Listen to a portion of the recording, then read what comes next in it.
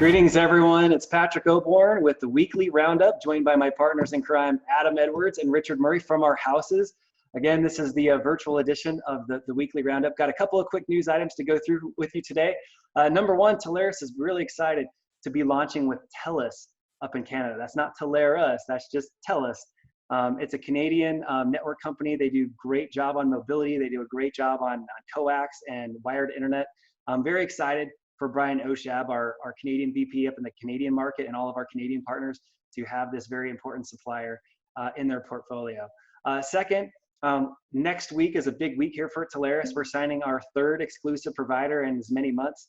We had StratusWorks in April. We had Fortify last month, and we've got a great telehealth provider that we're going to be launching this week. So stay attuned for that. We're going to be launching them and getting them out in the hands of our partners so that we can go and provide some real value in the medical community.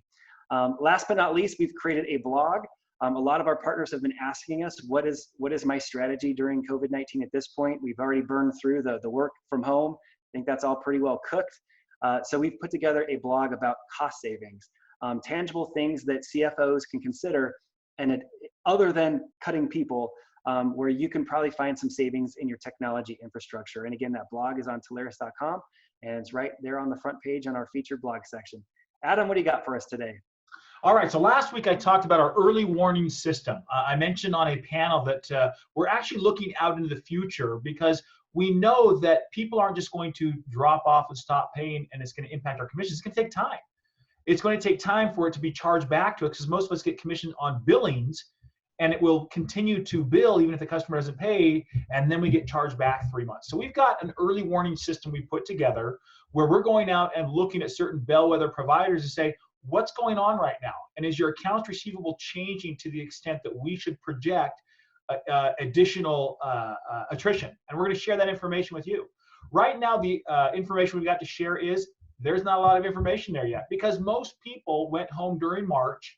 Most bills are being paid. And while people are asking for credits or discounts or other things, what we're finding is most providers have not issued many credits. Sometimes they will defer payment and say, we'll not charge you a late fee, but they are not necessarily giving credits right now. And so what that means is commissions will be intact, but it also means we don't have an indicator yet for what real attrition is going to be. Because of course, if a business is going out of business, they're probably not calling up and canceling service. They've got other things to worry about. So what that means is we have incomplete information so far, but as that information does trickle in and we get better data, we're going to be sharing that with you each week. Next item, PPP, second round came around, and a lot of people did not get it in the first round. We talked to a lot of agents who signed up. Some of the early signers did get funded. Congratulations to you. Some did not and are looking to the second fund. What we've noticed in the second fund is really the biggest difference, not in the terms of how you use it, it's really transparency. They're really trying to let people know if public companies are taking it, large companies are taking it, and trying to shine a light on that. In fact, it's our understanding now that companies that take over $2 million will be guaranteed an audit by the SBA. Now that doesn't impact a lot of partners, but be aware these are funds for payroll. So sign up for them. When you've got payroll people, or rather payroll that you need to maintain, we still think it makes a lot of sense for agents to take advantage of this to keep people on payroll. So much better than putting them on unemployment, but keep them engaged and use these funds for that. So we're pleased to see that go through. Last item I wanted to bring up, Facebook. We don't talk about Facebook very often, but they made news this week when they launched Facebook Messenger Rooms. In fact, Zoom stock dropped significantly on the news of Facebook launching this. We think this is actually a poor reaction by the stock market because those are different things. Facebook Meeting Rooms is not going to be an enterprise solution, just like Facebook Messenger. Do your customers use Slack or do they use Facebook Messenger? I guarantee they're using Slack more than Messenger because it's integrated into their processes. And the larger the organization, the more they're going to demand an enterprise solution.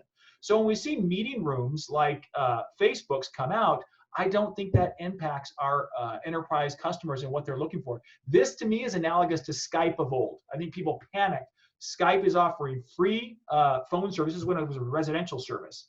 And people were using it to call internationally, and it's going to crater the voice services. Long distance is dead, it's free, and there's no more business. Well, we all know that's not true. That's ancient history.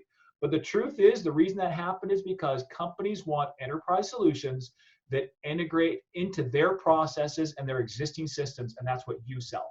And that's not Facebook meeting rooms. So that's our take on that. Richard? Yeah, just to continue on the industry path, I want to share with you guys an update on the things that we're hearing. So the three of us have been very active in talking to our suppliers and partners. And what we continue to hear is that some partners remain super busy as they take care of their customers and they keep helping to put out fires. As Patrick discussed, a lot of those efforts have been around optimization of services, but we are selling new things as well as we continue to expand networks and certainly do UC and security and other products that plug into allow this work at home scenario to take hold.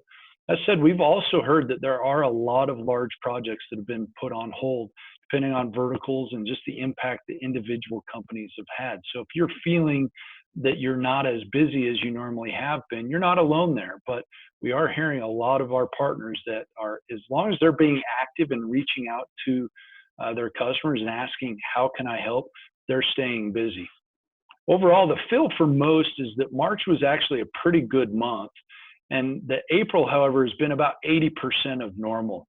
Within that, there's not been a lot of new logo acquisition. What we're seeing is a lot of activity around taking care of customers. Looking forward to May, the general consensus is, as we talk again, both to partners and to suppliers, will be that May will be a little bit soft with a hoped for rebound in June as we all just get back to business and funnels fill up through May and hopefully close in through June and July. That's all that the three of us have here for you this week. Thank you all. That's our weekly update. Have a great one.